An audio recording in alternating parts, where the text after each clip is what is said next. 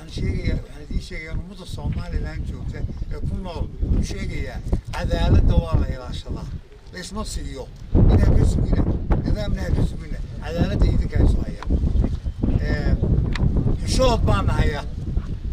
waxaa la galay warii bariga rag baa dulmi daraaji u galay ka soo socdo dooxu ka bilaabmi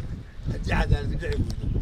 cadaaladda u noqda oo diinta u noqda oo ilaahay ka baqa oo dadkan masaakiinta leedin waynu ka xoog weynay kama xoog weynay iyaga ka xoog weyn waayo iyagu xaq bay ku dhimanayaan xaq bay ku dhibaataysan yihiin xishooda oo ilaahay ka baqa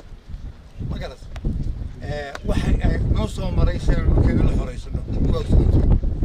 nimanka wax qoraa waxay yiraahdeen lixdan kuna qof wax ka dhiman wax yar intii ku dhimasay si loo kala cadaalad ay wada hadlooyin inagoo siman oo walaalaa kuwada noolaan lahayd هذا الصدر هي عسكرة قرية الصدر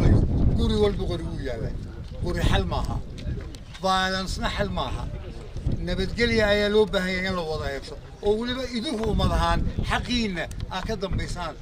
وكو قصب ثاني يدخلوا قوحة